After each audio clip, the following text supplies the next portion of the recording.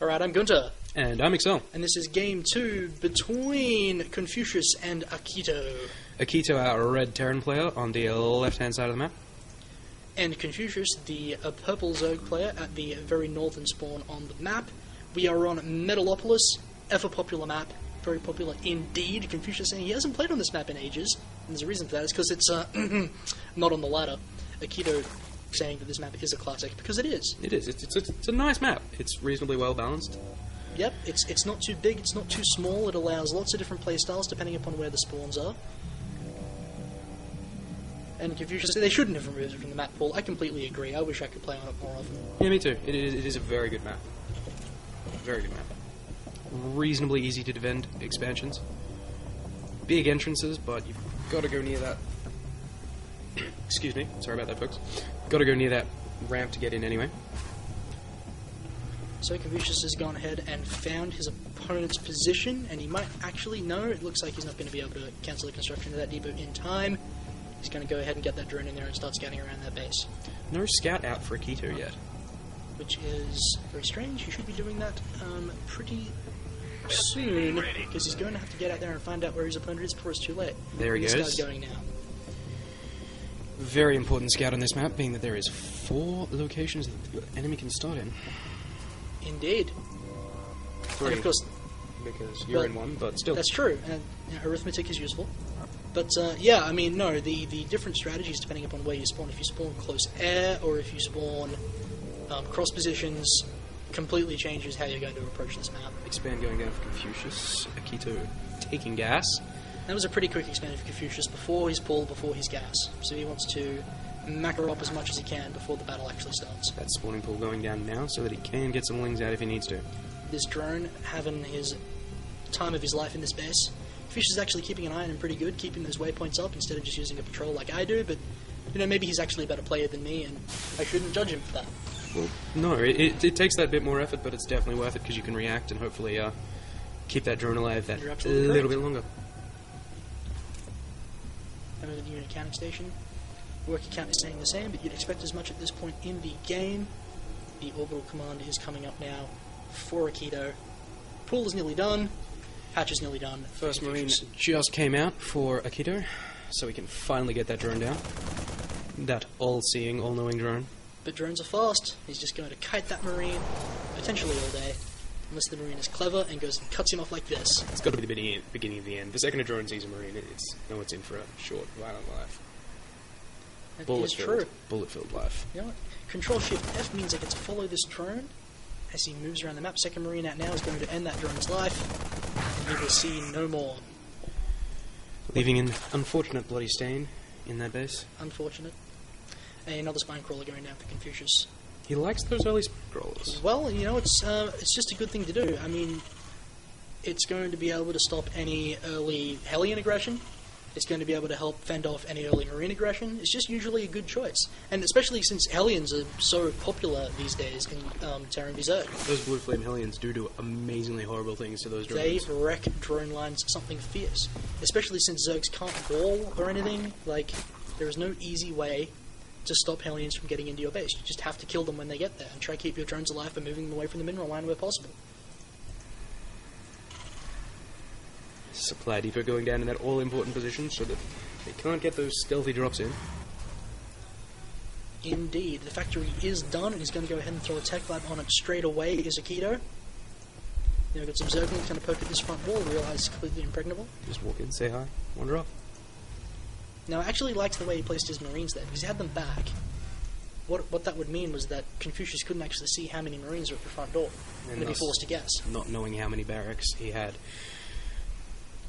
Because how many Marines they have is generally a pretty good tell of how many barracks they have. It's generally true, yeah. If your opponent's producing from them all the time. Which Akito is not. No, but he's running actually pretty low on minerals, so I'm going to go ahead and look at the unit counting station and see that he's only got 21 SCVs and a mule to Confuscious's 33 drones, which means that the income is going to be all for Confuscious, nearly double right now. Just amazing. Bit more gas coming in for Akito, but so many more minerals coming in for Confuscious. And he's got 2 hatches with a queen on each one, which means he's going to be able to drone up and drone up and drone up as much as he likes. Speed is coming down now. There's 4 more drones on the way as well. Researching He's got to take his gas. siege mode for those tanks right now. Building a tank. That all-important siege mode. Tanks are scary, man. Especially against Zerg when they have a Especially wall. against Zerg. Then again, muters scare tanks That's true. very badly. That's why Mutiling Bane is one of the best compositions against Terran. It is pretty amazing. Works well. If you can get those banelings in the right position, you can just absolutely slaughter a lot of Marines. Zergling here at the front door, doing his job, making sure he's not expanding, getting the first early warning if any attack comes out, and here it comes now. Bunch of Marines and a couple of tanks with siege mode done. That Zergling speed is going to be very important. Confuscious hoping that it'll be done before it's required. Now he is building a lot of Zerglings, once again waiting until that push comes out and then building as many units as he can with the economy he's managed to build up. He does have a lot of minerals banked, so hopefully he'll be able to spend that quite quick. Here comes the push coming over where the third would be. The scan means he can take out a couple of creature units as well. Siege mode goes up, but I don't think he actually has any vision on anything shoulder. There we go. He sees a spine crawler. Here comes Queen. He wants to get back. That spine crawler is not going to survive. There's a lot of spine crawlers here in this place for Confuscious action. He takes out an overlord, supply blocking Confuscious, and that is not going to be good. There's a lot of lings just balled up just down to the bottom right of that screen. Speed is done now. Now that is the critical thing. It means he's going to be able to get in to those tanks, grab them by the belt buckle like the Vietnamese, and destroy them. That's a parallel I should not have made. No. Sorry, folks. We are in the Southeast Asia League after all. Yes, you're absolutely right. They won, though. Good on them! Well played, Vietnam. Well played.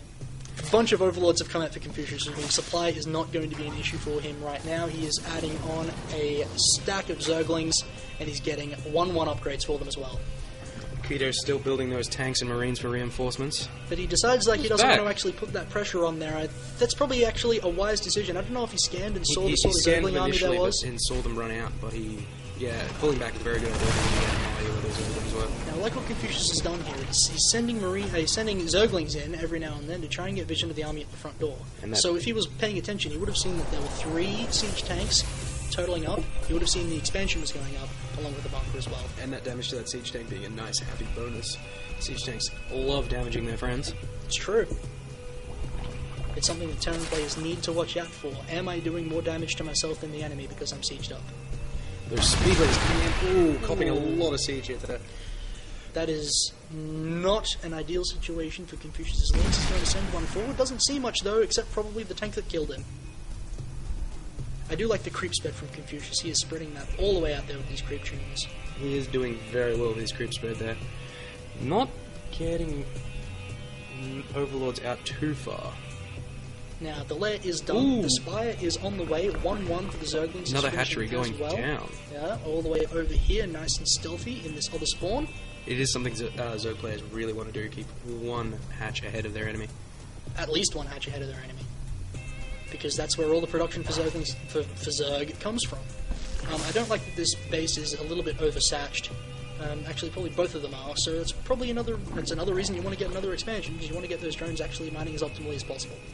Now, 2 evolution chambers here, not a very common move. Oh, it's common enough, and he can get those upgrades out twice as fast. Look, he's getting 2-2 now.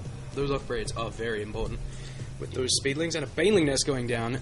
Right, so he knows what he wants to do. Mutiling Bane. There's another push coming out here for Akito now. He's got 6 siege tanks and a ball of Marines. Those 6 siege tanks are quite scary if used correctly. Those siege tanks do get pretty bloody painful when you've got a decent amount of them.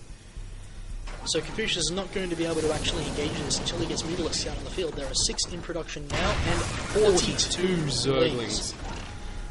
That's a lot of lings. That's a lot of lings. It's a lot of lings with 1-1. It should even be enough.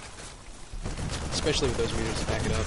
I really don't see this push going too well for Akito. Have just come out, and he's going to get them balled up and ready to go. Those Zerglings hiding down in that corner again. Very interesting idea. It's going to make it very easy for him to get surrounded with those Marines moving forward. Siege tanks inching forward bit by bit. Very good place to siege up here, which means the Zerglings are not going to be able to get the sort of surround they want. Pardon me. But these 2 siege tanks back here are going to be damaging their friends if he's not careful. Here come the Mutalisks, just hanging out. Now they're actually going to go ahead and attack some siege tanks. Akito not actually managing his Marines properly, but Confuscious probably actually could have taken out a tank before he pulled back. Combat shield going down also for Akito. It's just finishing now. Centrifugal hooks, that's Baneling speed, is finishing now for Confuscious. He's going to come in here and pick off a tank. Yes, he does. That's a smart move. These siege tanks are expensive and take a long time to build. Decent amount of Banelings just popped out. Ready for Confuscious. I think he's getting ready to charge in and take that ball. He's probably going to wait for this 2-2 upgrade to finish, and then he's going to completely obliterate this force.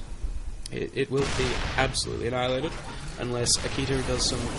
Here we go, the Zerglings are going in straight after the siege tanks. Stay on siege, it's a pretty smart choice here. Come the Mutalists to try and take out a siege tank as much as possible. This attack has been completely shot down. Absolutely slaughtered. That single Marine still sitting there. Go and look at the base, we do have 4 more siege tanks. That Marine's still alive, actually.